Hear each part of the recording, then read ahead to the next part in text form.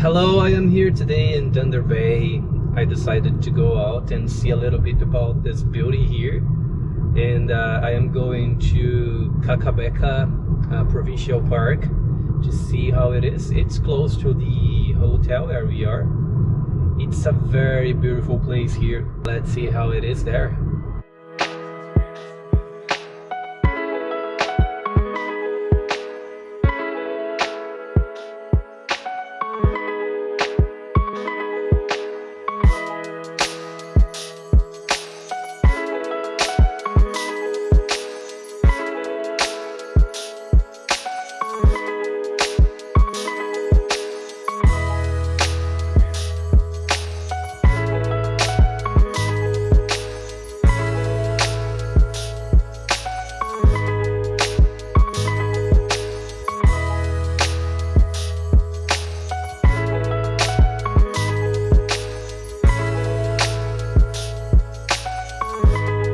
Welcome to one of Ontario's hidden gems, Kakabeka Falls Provincial Park, home to the breathtaking Niagara of the North.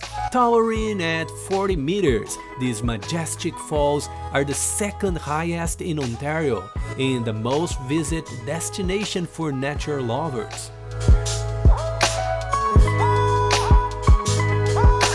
So long before it became a provincial park, this land was part of the traditional territory of the Ojibwe people. Legends speak of Princess Green Mantle, who is said to have sacrificed herself to save her people from an approaching enemy, leading them to their doom over the falls.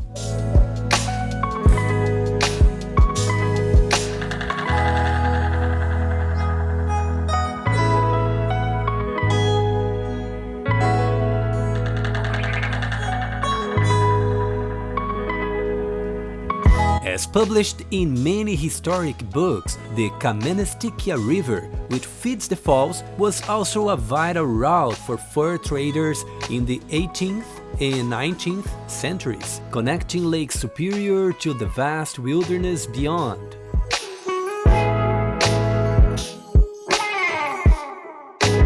No matter the season, Kakabeka Falls offers a stunning display of nature's beauty. In the summer, lush greenery surrounding the roaring waters. Autumn brings a breathtaking explosion of red, orange, and gold. In winter, the falls freeze into a shimmering icy sculpture, creating a magical, almost otherworldly sight.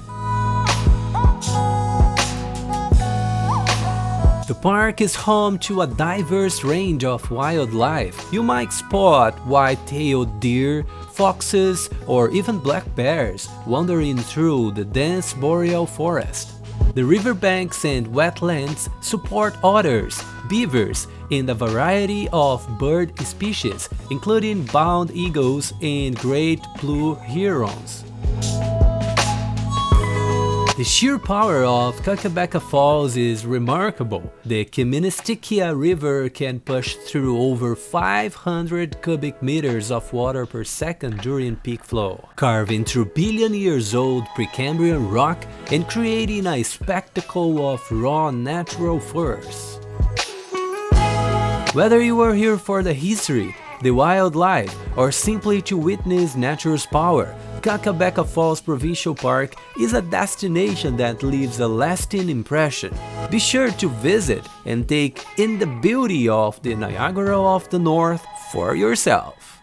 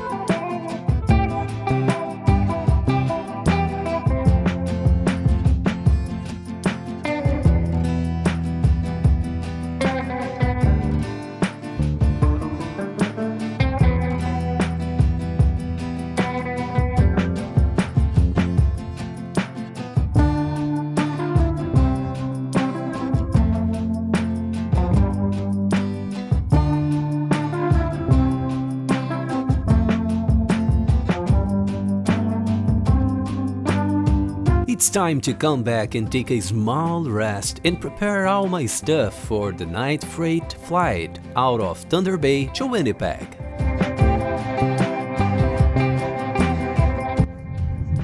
That's another day. I am still here in Thunder Bay, driving to the downtown to know the city, and you are welcome with me again. Let's go and do it.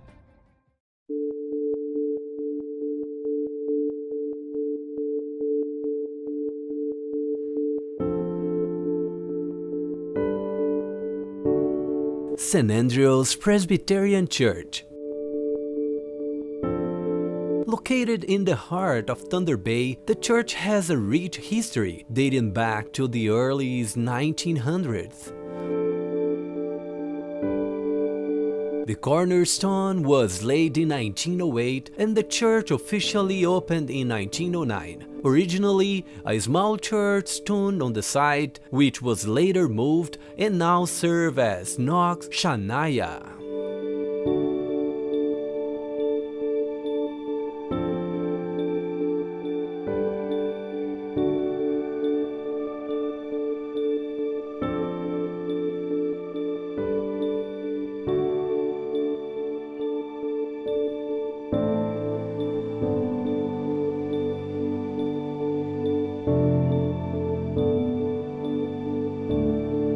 The Kaministiquia River, often called the Can River, is a significant water in Thunder Bay. Spanning approximately 60 miles, it flows from Dog Lake into Lake Superior.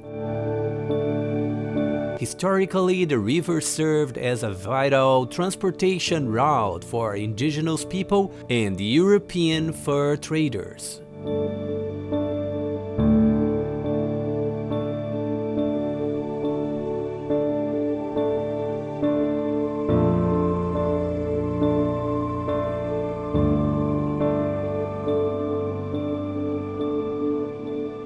Superior Elevator, Port of Thunder Bay.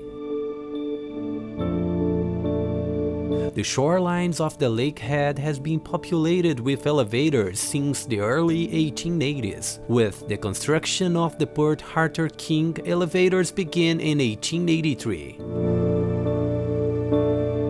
The grain industry fueled much of the development of the Twin Cities, with the first elevator being built by the Canadian Pacific Railway at Fort William in 1885. Construction of grain elevators proceeded so rapidly that Fort William was called Elevator City during the early 20th century. Today, there are 7 operational grain terminals at the Port of Thunder Bay. One of these is Superior Elevator. Thunder Bay is truly a fascinating city. So, that's everything for today. Thank you for joining me on this small journey and for watching this video produced by Pilot Up North. If you have watched this video up to here, I guess I deserve your like. It's free for you and priceless to me. Thank you for watching one more episode of Exploring Canada, and bye-bye for now.